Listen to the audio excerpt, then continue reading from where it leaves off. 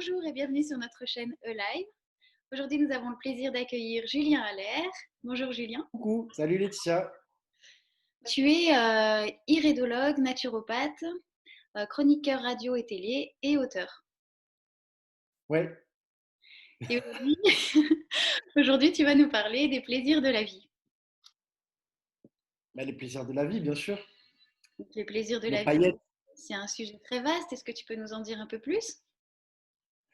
bah, carrément. En fait, les plaisirs de la vie, font partie en fait des choses qui conditionnent vraiment notre santé. C'est-à-dire qu'on a conscience, par exemple, que quand on mange des aliments sains, équilibrés, avec des nutriments, bah, on construit notre santé parce qu'on a besoin de vitamines, de minéraux, de sucre, de graisse, de protéines, et qu'on trouve ça dans l'alimentation. Mais faut comprendre que on est nourri par une dimension qui est bien plus subtile que la matière physique, parce qu'on n'a pas qu'un corps physique, on a aussi un corps mental, on a un corps émotionnel, on a de multiples corps énergétiques. Et les plaisirs de la vie, les plaisirs qu'on peut avoir chacun, qui sont vraiment dépendants de chaque individu, puisque les choses belles, les choses qui nous font du bien, qui nous font plaisir, bah, c'est subjectif.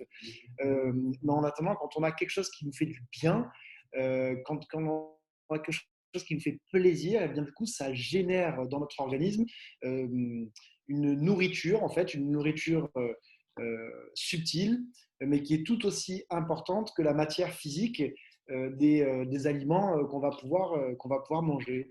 Et donc, se faire plaisir, les plaisirs qu'on s'accorde, ça conditionne notre santé, et ça va même jusqu'à conditionner euh, notre ADN. Les généticiens ont fait des découvertes absolument incroyables ces quelques dernières années. Ils ont découvert que l'environnement dans lequel on évolue influence les gènes de l'ADN, ou du moins l'expression des gènes de l'ADN. C'est-à-dire qu'en fait, on peut naître avec une prédisposition à développer une maladie génétique, du coup. Et bien, par notre environnement, on peut agir et on peut faire en sorte que ce gène de maladie ne s'active pas. Et pour ça, il faut donc qu'on pratique une hygiène de vie dans un environnement particulier. Et l'environnement, en fait, qui favorise la santé, l'environnement, eh bien, c'est l'alimentation saine et équilibrée, c'est la gestion du stress, c'est l'air qu'on respire, c'est l'activité physique qu'on pratique en alternance avec le repos. Mais dans la définition des généticiens de notre environnement, il y a aussi deux facteurs qui sont absolument incroyables et qui conditionnent notre santé. C'est ben, les rapports qu'on entretient avec les gens en société, c'est-à-dire qu'est-ce que je donne, quelles sont mes qualités que je peux partager du coup, et qu'est-ce que je reçois aussi, quelles sont les qualités des autres que je peux recevoir, est-ce qu'on est bien dans des échanges avec la gratitude. Donc tout ça, ça conditionne notre santé. Et le dernier facteur que je voulais vous partager et qui fait partie de l'environnement, qui conditionne pas que la santé, mais qui conditionne même l'expression des gènes de l'ADN, eh bien, ce sont les plaisirs que l'on s'accorde. Ça veut donc dire que quand on s'accorde des plaisirs, eh bien, on conditionne notre santé. On peut même aller jusqu'à ne pas manifester des gènes de maladies génétiques. On peut donc éteindre des gènes de maladies génétiques, ou alors on peut ne pas les activer. C'est-à-dire que le gène, on l'aura toujours, puisque notre génome ne va pas bouger. Le génome reste vraiment identique tout au long de notre vie, à moins qu'on soit mutant. Mais à partir du moment où on n'est pas des X-Men, les gènes resteront identiques, mais on peut, par les plaisirs de la vie, justement, les garder éteints. Donc, si on part de ce principe que les plaisirs de la vie conditionnent notre santé et l'expression de notre ADN, on a besoin de mettre de la cohérence pour que notre quotidien soit une accumulation de plaisirs de la vie. Notre corps émotionnel se nourrit de beau, il a besoin que ces choses belles soient autour de nous, et ça doit vraiment, vraiment, vraiment faire partie de notre quotidien. Quand on dit plaisir de la vie, par exemple, ça peut être une pâtisserie, ça peut être un verre de vin, ça peut être quelque chose qui n'est pas du tout physiologique.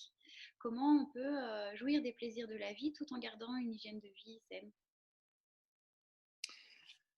Ça, c'est une question que je me suis aussi largement posée, c'est de trouver la limite en fait et la justesse entre un plaisir qui apporte vraiment au niveau émotionnel quelque chose qui est nourricier et l'impact que ça peut avoir sur notre corps physique.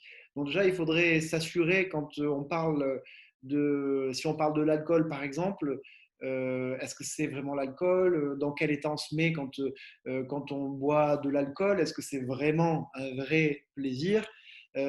Si c'est peut-être l'art de la dégustation où vraiment on va sélectionner un alcool qui certes n'est pas très bon pour notre corps physique puisque ça fait des toxines, ça abîme d'abord l'estomac, puis ça déshydrate les neurones, puis ça abîme le foie. Mais ok, ça a un impact sur le corps physique, mais si on aime bien déguster un alcool en particulier, qu'on y met les formes, qu'on se concentre sur ce qu'on ressent comme émotion, qu'on mentalise aussi, qu'on utilise notre corps mental pour classer le vin, pour le comparer à celui qu'on avait déjà goûté.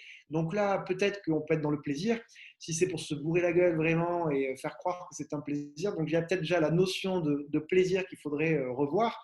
Mais il y a parfois des plaisirs qu'on peut avoir, comme tu disais quoi, une pâtisserie par exemple. Bah, une pâtisserie, c'est pareil, c'est que du sucre, c'est que des farines raffinées. Mais à partir du moment où on a un plaisir qui génère vraiment des émotions, des souvenirs, des émotions vraiment agréables, ça peut compenser les toxines qui vont être accumulées par le corps physique. Parce que, comme je te disais, notre santé est dépendante de ce que notre physique reçoit, donc des toxines ou des carences qu'il pourra avoir ou des nutriments qu'il pourra avoir. C'est-à-dire que bien sûr, la santé est dépendante de ce que notre corps physique reçoit, donc de l'hygiène physiologique, mais notre santé est aussi la moyenne, la note moyenne par rapport à comment notre mental est nourri, comment notre émotionnel, comment nos dimensions énergétiques sont nourries. Et c'est la moyenne de tous ces corps qui fait la santé que l'on a. Comme ces étudiants qui doivent passer plusieurs matières et ensuite on fait la moyenne globale et on voit s'ils réussissent ou non leur année.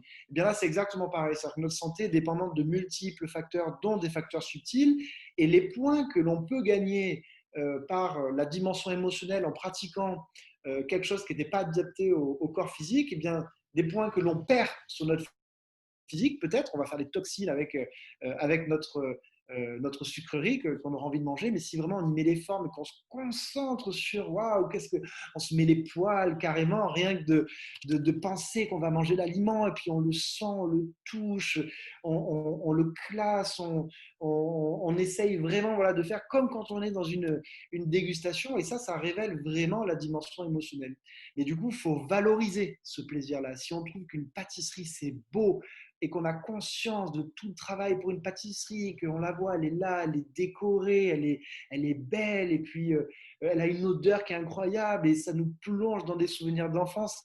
Si on le tourne vraiment comme ça, le plaisir et ce que l'on va gagner sur notre santé, eh bien, ça peut compenser les toxines qu'on va accumuler sur notre corps physique. Mais il faut quand même s'éduquer aux conditions de la santé pour pouvoir jongler entre de quoi a besoin mon corps physique, de quoi a besoin mon corps émotionnel. Il faut trouver un juste milieu.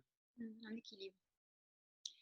Ouais. Et du coup, dans le contexte actuel du Covid, où nos libertés sont quand même limitées, comment on peut continuer à jouir des plaisirs de la vie dans ces conditions-là? Bon, c'est vrai qu'il y a dans les plaisirs de la vie, si chacun se fait sa liste des plaisirs de la vie, il y a des plaisirs en fait qu'on ne peut pas pratiquer là actuellement. Moi, par exemple, dans mes plaisirs de la vie, j'aime me balader dans les calanques. C'est quelque chose que actuellement, effectivement, je ne peux pas faire. Mais des plaisirs de la vie, si on se concentre vraiment sur tous les plaisirs que l'on a, et si on est confiné, si vraiment on est à la maison, ben, c'est peut-être l'occasion pour nous de revaloriser certains plaisirs que l'on a et que l'on ne pratique pas forcément régulièrement. Il y a des plaisirs de la vie qui sont accessibles au quotidien, qui sont accessibles quand on est chez nous, si on aime chanter, si on aime dessiner, colorier, si on aime faire de la musique, si on aime cuisiner, si on aime écrire, si on aime lire, si on aime prendre contact, contacter des amis, la famille, ben là, on a peut-être le temps de le faire, des plaisirs de la vie Certains ne peuvent pas être pratiqués pendant le confinement, puisque forcément, il y a des choses qu'on aurait fait à l'extérieur, mais qu'on ne peut pas faire actuellement, mais il y en a quand même plein d'autres qu'on peut faire.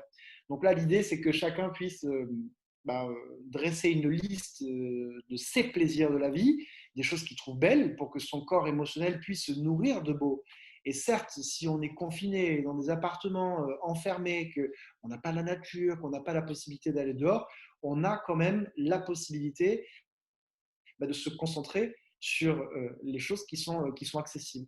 Et c'est très, très, très important de le faire. Parce que là, avec une ambiance un peu, comment dire, avec toutes les peurs qu'il peut y avoir quand on est dans la rue, quand on voit les gens masqués, quand on sait qu'on peut avoir une amende si on a oublié de mettre le masque, que ceci, que cela, bah, du coup, on a encore plus besoin de compenser par des choses qui sont nourricières, parce que ce climat de tension, en fait, il est très énergivore. Ça nous pompe beaucoup d'énergie et ça ne nous nourrit pas, en fait. Ça ne nous nourrit pas émotionnellement, même bien au contraire.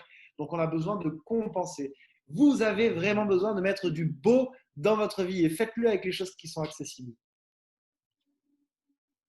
Merci. Alors, on va mettre beaucoup de beauté dans nos vies, beaucoup de plaisir. Est-ce que tu peux nous annoncer tes prochains événements en ligne?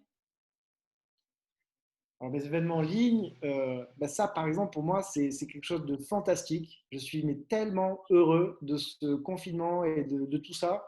Et c'est ça aussi, mettre des paillettes dans sa vie et se nourrir de beau. C'est aussi, à un moment donné, voir la polarité positive des choses négatives qui nous arrivent. Ça faisait des années qu'on me disait, mais vos formations, vos stages, les thématiques m'intéressent, j'aimerais vraiment le faire, mais j'habite pas sur Marseille, j'habite pas sur Paris, dans les villes où vous faites d'habitude vos événements. Quand est-ce que vous passez dans ma région, etc. Moi, je suis tellement animé par la transmission, je suis tellement heureux de proposer des stages, des formations. Quand j'ai compris quelque chose, j'adore partager, c'est très, très, très nourricier pour moi, ça fait partie de mes plaisirs de la vie. Et bien là, figurez-vous, depuis le premier confinement, ça a un peu accéléré toutes les formations à distance et les gens sont très demandeurs du coup de formations à distance et donc du coup j'ai réalisé que je pouvais rendre mes formations accessibles et c'est pour ça que je propose aujourd'hui des stages et des formations à distance. Et là j'en ai une qui commence le 10 novembre, une formation d'iridologie qui est professionnalisante à distance. On se retrouve en général le mardi soir de 18h à 21h pour un cours de 3 heures et on fait ça pendant 3 mois pour pouvoir se former à l'iridologie. Donc ça, c'est un stage qui commence le 10 novembre. Voilà, et je suis en train de mettre en place un programme de nombreux autres stages qui sont accessibles à distance. Et ça, c'est tellement nourricier, c'est tellement, tellement, tellement agréable de pouvoir être plus accessible. Et aussi, il y a ton livre que tu as sorti aux éditions Mango. Santé par Oui, et il y a une bonne nouvelle. Il y a une bonne nouvelle, c'est que mon livre La santé par l'œil aux éditions Mango est sorti donc en septembre 2018 et il intéresse les Américains. Donc le livre a été traduit en anglais, il sort aux États-Unis. Je crois qu'ils ont sorti 4000 exemplaires là-bas, donc c'est la bonne nouvelle de ces quelques dernières semaines. Donc, mon livre qui est traduit et qui sort sur le marché américain. Mais vous pourrez l'avoir en France aussi. Ça dépend si vous avez envie de faire de l'iridologie en anglais, vous l'aurez aussi en anglais. As through your eyes.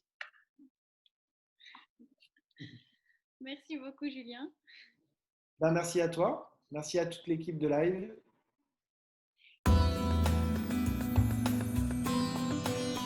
Ensemble, restons live.